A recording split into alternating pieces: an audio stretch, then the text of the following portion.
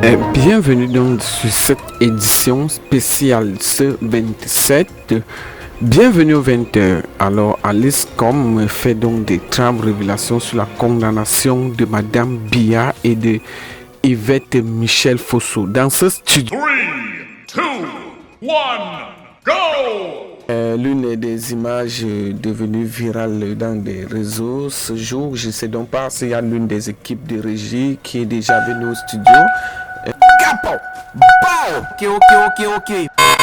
Qu'est-ce qui va donc se passer en Afrique? Bienvenue donc sur cette chaîne sociopolitique, décryptage, analyse et questions. Chaque jour qu'on dort, qu'on se réveille, il y a donc de nouveaux dossiers. Nous sommes avec vous, madame et monsieur. Rebonsoir à tous et bienvenue pour cette émission. Madame et monsieur, nous commençons. Alice, comme est l'une des avocats du barreau, elle est donc au studio avec nous. Elle fait des graves révélations sur la condamnation de Madame Biya et de Yvette Michel Fosso et Marafa Amidou Yaya. Qu'est-ce qui se passe dans ce studio? Nous allons donc découvrir, si vous le voulez donc très bien. Ok, c'est bon. Bon! Something like that. Et en payant au fur et à mesure que la caméra commençait à travailler. So what happened along the line? Let me tell you all the story. Et il y avait une avance à payer. Petite avance. Même pas. Signature des papiers. On a invité monsieur le ministre de l'économie et des finances de cette époque-là, qui est aujourd'hui secrétaire général au Sénat, Mevame Boutou, qui est venu témoigner que lui, il a refusé la formule de la lettre de crédit parce que pour lui, c'est une dépense de souveraineté. Il n'est pas question qu'on puisse peut-être un jour saisir l'avion pour... Non. Et la culpabilité de certaines personnalités dans des détournements de deniers publics au moment où ils étaient aux affaires, et ceux qui ont pu rembourser le corps du délit au tribunal militaire ont vu leur peine être stoppée et certains ont été libérés. Est-ce que cela ne démontre pas un mécanisme juridique pour pouvoir renflouer les caisses de l'État et permettre à ceux qui ont détourné de rembourser le corps du délit et de pouvoir être libres? Écoutez, c'est dommage que vous n'ayez pas été au procès de Marafa et Fosso. C'est dommage. Parce que je ne peux pas vous rapporter les débats. Parce que ceux qui ont été là-bas, même les plus farouches ennemis, de Fosso ou de Marafa, on dit que c'est difficile. C'est d'autant plus difficile, et là, vous n'avez pas besoin d'assister au débat, que Marafa a été poursuivi avec Fosso pour détournement de deniers publics, pour détournement de la somme de 39 millions de dollars qui devait servir à la fabrication et à l'achat de l'avion du président de la République, qui a décidé de cet achat à un moment où le Fonds monétaire était dans nos murs pour mauvaise gestion et essayait de nous amener à assainir les finances de l'État pour nous éviter des dévaluations sur dévaluation. Donc, lui-même a engagé cette opération comme un enfant qui triche à l'école, qui a des antisèches, parce qu'il n'avait pas le droit de s'acheter un avion à ce moment-là. C'était une dépense qui n'était pas considérée comme prioritaire face aux dépenses de santé publique, des dépenses vitales. Il l'a fait pendant cette période-là. Et il a confié le dossier de l'achat à son secrétaire général, le ministre d'État Marafa Amidou Yaya, parce que l'avion présidentiel et la caméra se gèrent au secrétariat général de la présidence, contrairement à ce qu'on peut penser. Ça se gère à la présidence. Moi-même, j'ai découvert ça à cette occasion. Et donc, Marafa a demandé à M. Fosso, qui était donc ADG administrateur, directeur général de la Camer nouvellement nommé, de voir dans quelle mesure, et à la demande du président, il pouvait, en négociant des avions pour Camer, il pouvait également introduire la négociation pouvant aboutir à la mise à la disposition du président de la République un avion tout neuf pour lui permettre de faire ses déplacements, comme Ahidjo le faisait avec un certain avion qui est toujours là, qu'on appelle le Pélican, où le président n'a jamais voulu monter pour des raisons qui lui sont propres. Alors, M. Fotso, qui était en négociation avec des gens qui étaient susceptibles de financer sur le marché international cet avion-là, lui a dit, je vais en parler à ceux qui travaillent à me donner des avions pour la Camer qui n'en avait pas, pour la Camer qui n'en avait pas. C'est comme ça qu'on lui a refourgué la Camer. Il n'y avait pas d'avion en propre. On lui a dit, débrouille-toi, tu es un financier de haut vol, tu vas te débrouiller, l'intérêt du Cameroun est à ce prix-là. Il a fait. Et donc, le dossier de la commande d'un avion neuf pour le président a été fait chez Boeing. Boeing, ce n'est pas une petite société. Une société qui est structurée, qui est aux États-Unis, il y a des règles, etc. On a fabriqué l'avion. Et le montage financier de Fotso et de son partenaire avec qui il faisait le travail des avions de Camer, c'était que l'État n'aura à dépenser rien, puisqu'on avait dit que justement c'est parce que l'État n'a rien. On est sous ajustement structurel. C'est pour ça qu'on a sollicité Fotso et Marafa. On a donc trouvé une formule qui permettait au président d'avoir un avion sans qu'on débourse un rond. En signant simplement une lettre de, je ne sais pas comment, letter of credit, or something like that. Et en payant au fur et à mesure que la Camer commençait à travailler. So what happened along the line? Let me tell you all the story. Et il y avait une avance à payer.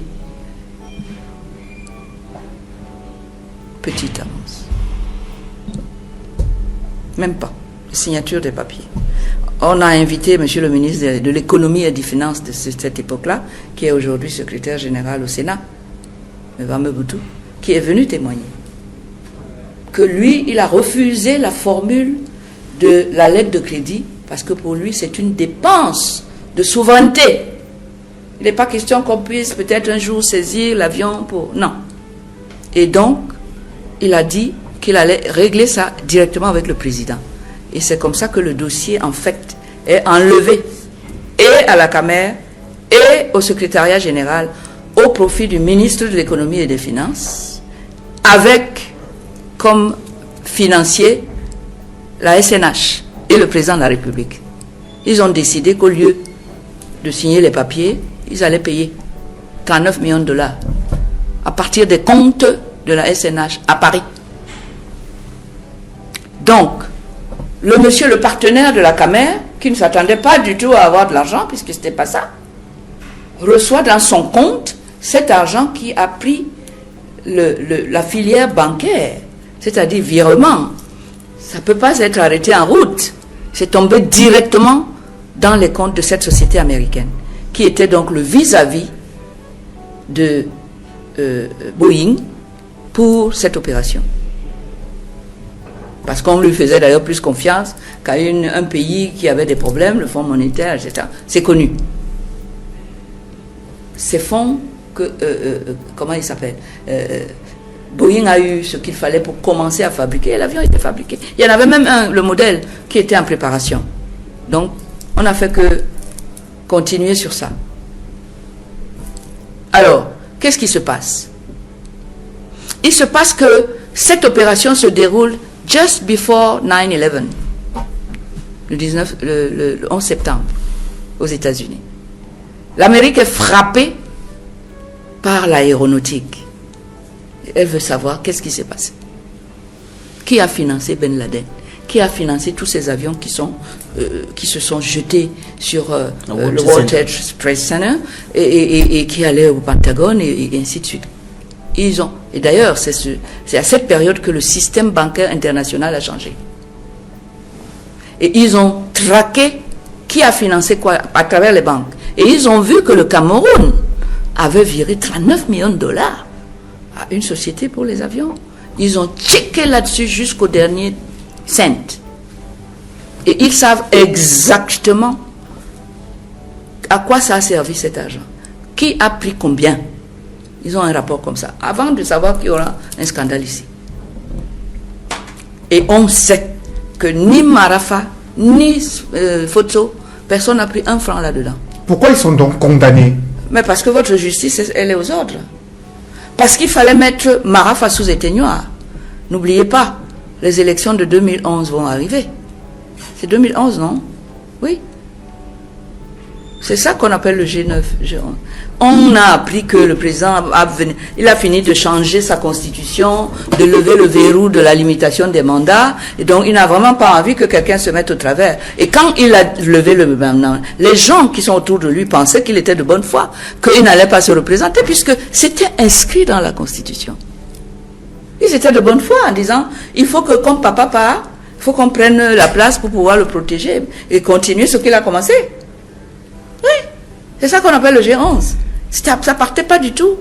C'est parce qu'ils n'ont pas prévu qu'entre-temps, le président qui avait juré sur une constitution qui limitait les mandats allait trouver une autre pichenette pour dire que non, on lève le verrou.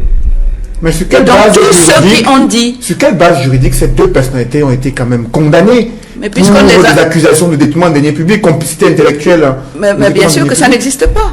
Ça veut dire qu'il n'y a aucune infraction. La preuve, c'est que M. Marafa et l'autre sont condamnés fermes pour avoir détourné cet argent, mais le successeur de Marafa au secrétariat général de la présidence, qui s'appelle Atang Namebara, lui aussi va être condamné pour tentative de...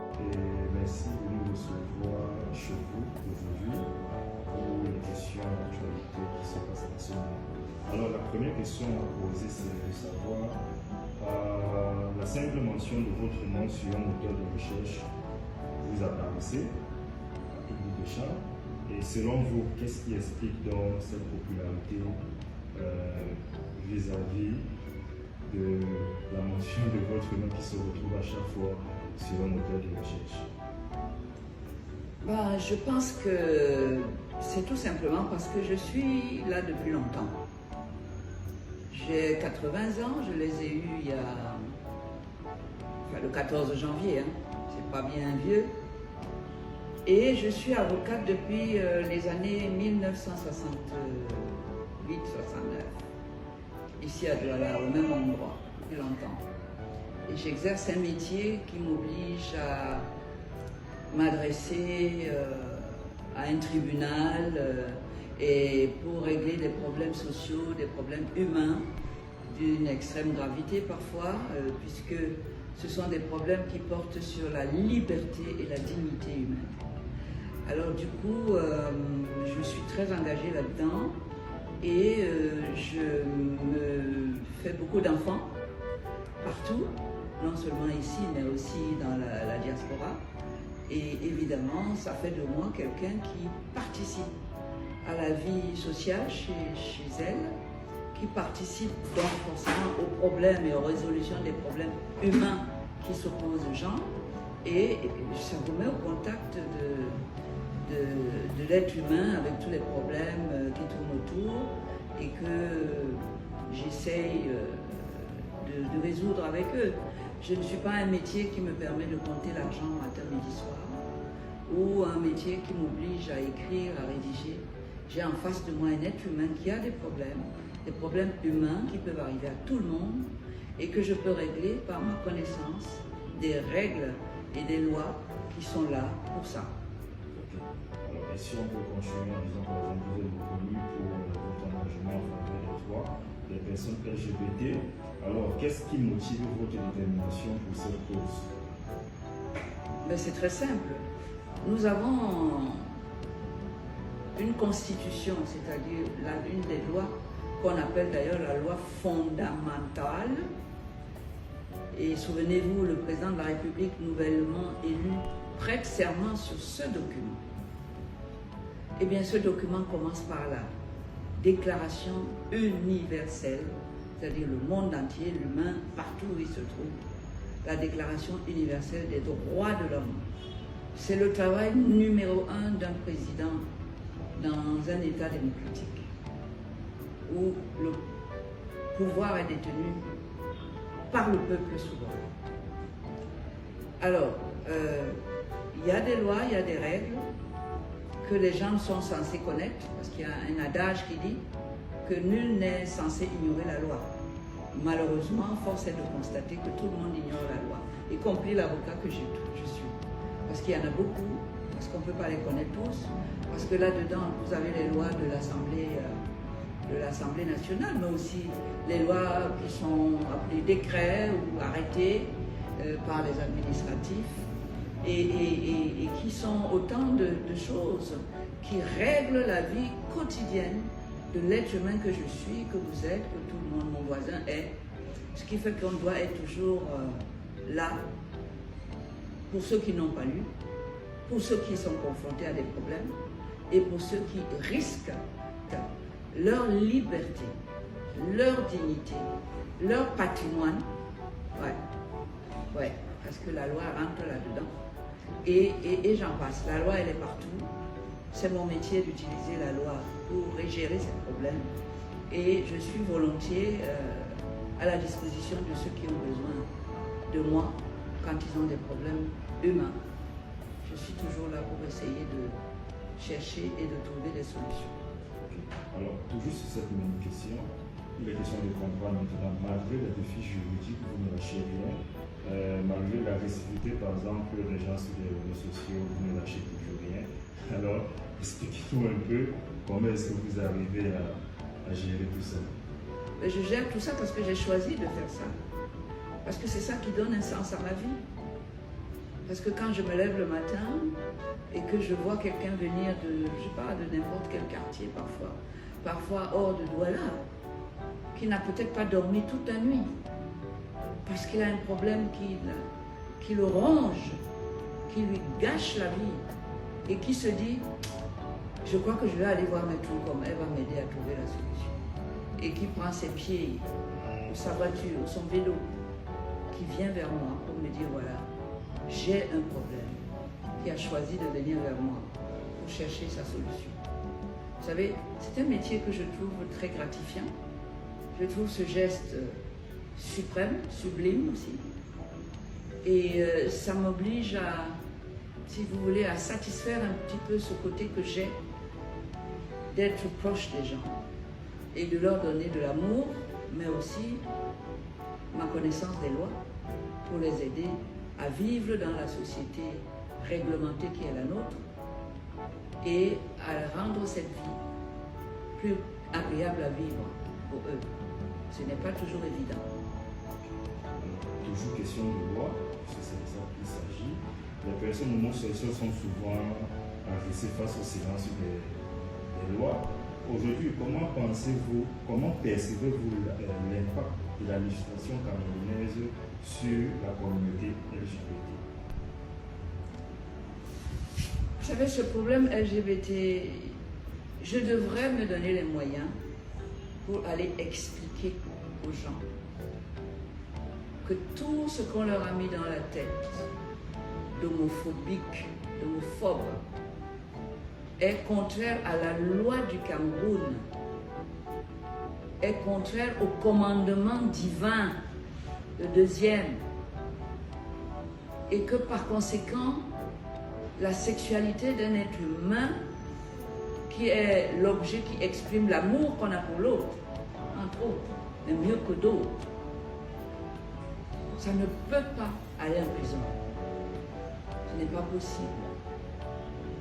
Chacun a le droit d'être aimé et même, pour ceux qui croient en Dieu, a le devoir d'aimer son prochain, comme lui-même. Alors, je vois que c'est un problème sur lequel tout le monde doit se pencher.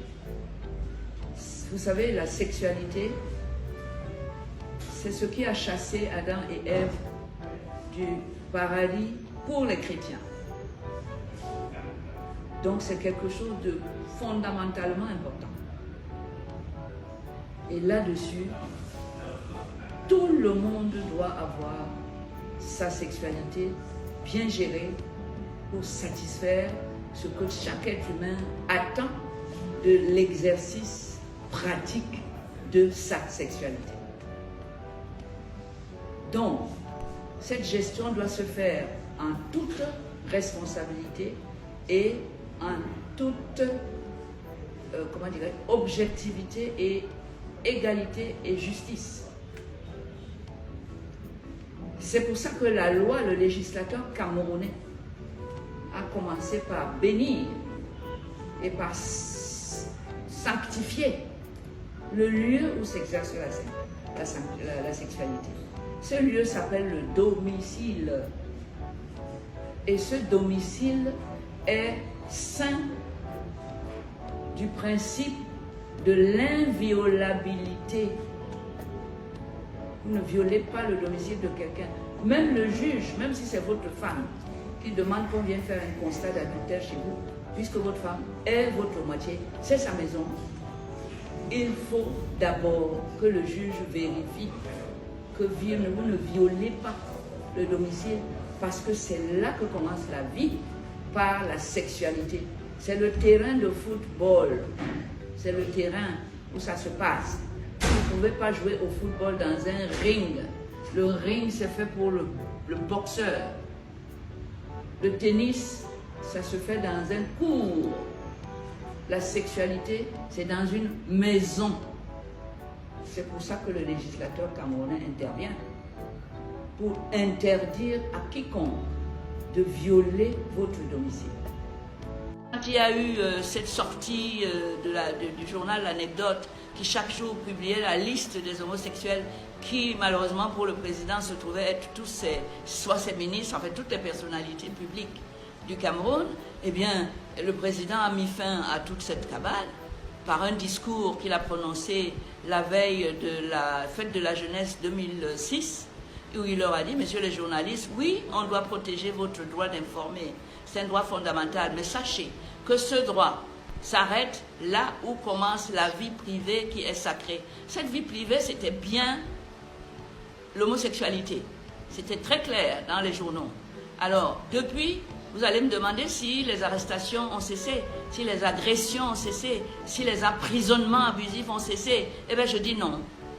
Malgré ce discours dans lequel le président était dans son rôle de protecteur de tous les droits de l'homme et des lois de la République, et notamment la Constitution sur laquelle il a prêté serment, eh bien, rien n'a changé. Au contraire, parce que finalement, on a politisé l'homosexualité ici dans le pays.